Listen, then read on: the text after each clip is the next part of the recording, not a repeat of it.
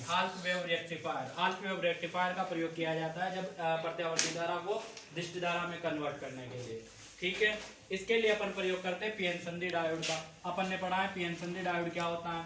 ठीक है, इसके लिए अर्ध तरंग दिष्टकारी का प्रयोग किया जाता है। दिष्टकारी किसे कहते हैं आप जानते हो, मैंने अभी आपको बताया कि दिष्टकारी वो होता है जो दिष्ट धारा प्रत्यावर्ती धारा को किसमें कन्वर्ट करेगा, वो दिष्ट धारा में कन्वर्ट करने के काम आता है। जो प्रत्यावर्ती धारा को दिष्ट धारा में परिवर्तित करता है वो क्या कहलाता है, आपके दिष्टकारी कहलाता है। और इसमें क्या होता है कि आपके जो निवेशी संकेत होते हैं उसमें सिर्फ आधे तरंग का ही क्या कर पाता है, ये दिष्टकरण कर पाता है, इसलिए इसका नाम क्या है, अर्ध तरंग दिष्टकारी। नाम स्पष्ट हो गया। इसमें क्या होता है, दो कुंडलियां लगी होती है P1 P2 और H1 H2, जैसे कि ट्रांसफार्मर होता है। ठीक है, इसमें क्या किया जाता है, निवेशी संकेत प्राथमिक कुंडली में दिया जाता है। जैसे निवेशी संकेत देंगे आपको पता है कि ये किस प्रकार का निवेशी संकेत है, प्रत्यावर्ती धारा है। जैसे प्रत्यावर्ती धारा देंगे, जब इसका आधा एक चक्र दे रहे हैं तो इसका P1 जो टर्मिनल है इसका कुंडली का, वो अगर ऋणात्मक है तो इसका P2 ऑटोमेटिक क्या हो जाएगा, धनात्मक हो जाएगा। जैसे ये ऋणात्मक ये धनात्मक है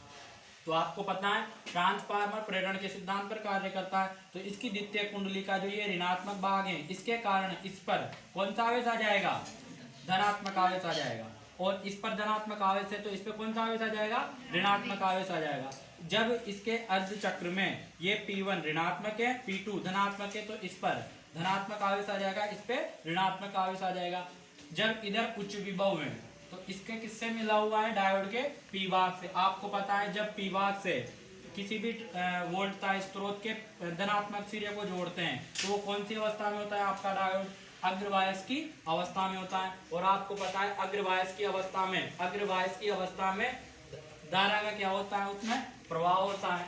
ठीक है, तो इसमें से क्या निकल जाएगी, धारा निकल जाएगी। और आपको लोड प्रतिरोध जो आपने यहाँ पे लगाया हुआ है उस पर क्या मिलेगी, आपको धारा प्राप्त हो जाएगी। और इस प्रकार से सर्किट कंप्लीट होता है। फिर जब इसका आधा चक्र कंप्लीट हो जाता है तो ये वाला भाग क्या बन जाता है, इसका पॉजिटिव, ये वाला भाग ऑटोमेटिक क्या हो जाएगा, नेगेटिव। प्रेरण के कारण इस पर कौन सा आवेश आ जाएगा, नेगेटिव, इस पर कौन सा चार्ज आ जाएगा, पॉजिटिव। अब आपका ये डायोड उसी अवस्था में जुड़ा हुआ है, लेकिन ये कौन से सिरे से जुड़ गया, ऋणात्मक सिरे से, यानी कि निम्न विभव से जुड़ गया। तो ये कौन सी अवस्था में चला जाएगा, पश्च अवस्था में। और आपको पता है डायोड को पश्च अवस्था में जब जोड़ते हैं तो धारा का प्रवाह नहीं होता है, तो आपके निर्गत सिरों पर यानी कि इस लोड प्रतिरोध पर आपको धारा का मान प्राप्त नहीं होगा।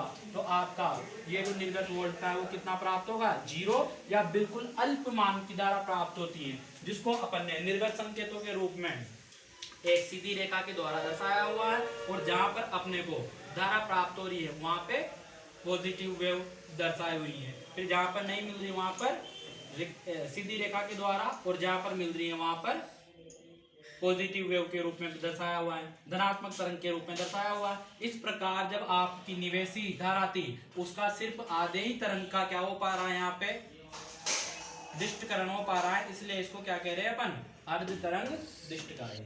आ गया समझ में।